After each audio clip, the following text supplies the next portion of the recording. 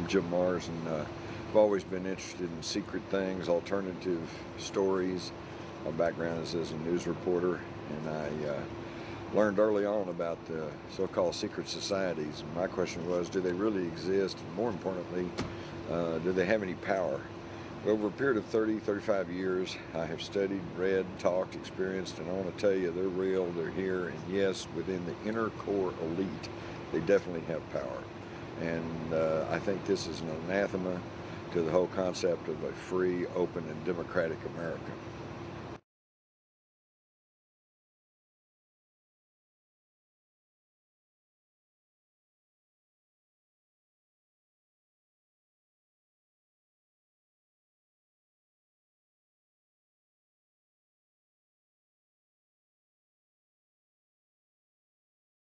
The concept of New World Order, even the term, before you even get into the whole subject matter, you only need to look at the term.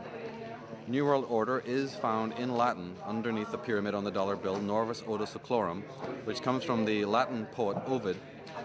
So it's an old Roman concept, a Roman term.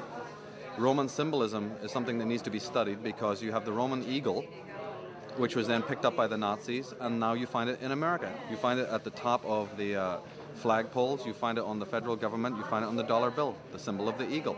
In the landing on the moon, you hear them talking about the eagle has landed. You know, what kind of eagle are we talking about here?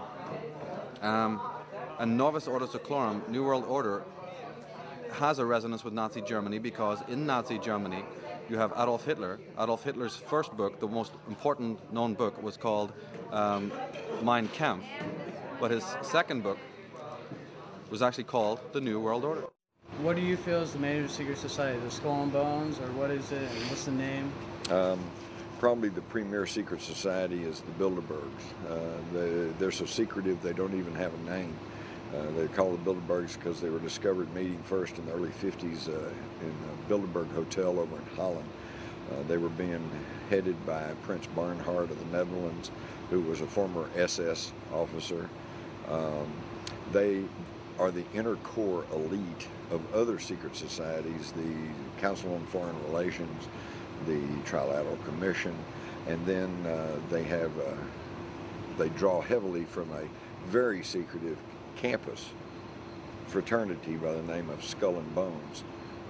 President George W. Bush and his father, former President Bush, and his grandfather, Prescott Bush, were all members of this Skull and Bones society. These fraternities are bloodlines, so they go long, back in history. The fact that they walk on the red carpet. The only queens and kings walk on red carpets. So how come your American presidents are doing it? Because they're bloodline. 43 American presidents, all the ones who became president, are directly linked to British monarchs by blood. From Roosevelt, in fact, all of them, all of the ones who became president are linked by bloodline to royal families, and the walking on the red carpet, which is the bloodline, proves it.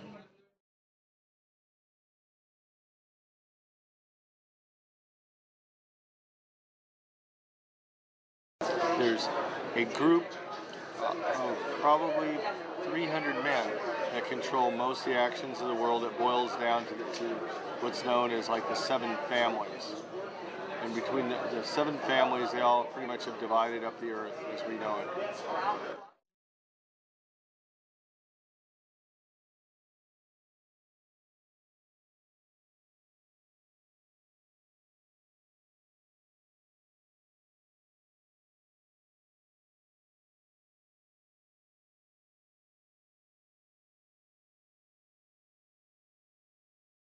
At the heart of the secret societies lie some of the most powerful people in this country. Alan Greenspan, for example, can be connected to these people. These people run the major banks, major insurance companies. Now, we don't really stop and think about these folks or these organizations, but they exert a tremendous impact on the lives of every single individual citizen.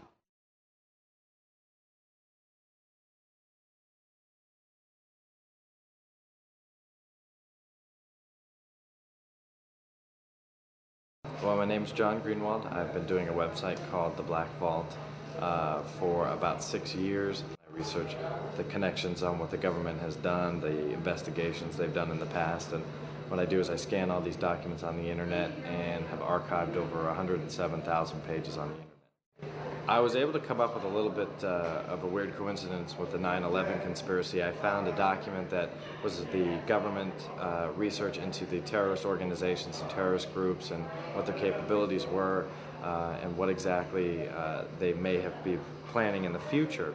They profiled one in particular, and that was obviously Al-Qaeda. That doesn't really sound too strange, but the strange part is the government publication date on the document. And that publication date was September 10th, 2001, one day before the tragedy struck. So that in itself was very, very strange. And then Adolf Hitler and his henchmen, people like Himmler and Goebbels, Rosenberg, were always talking about the fact that there was a 1,000-year Reich.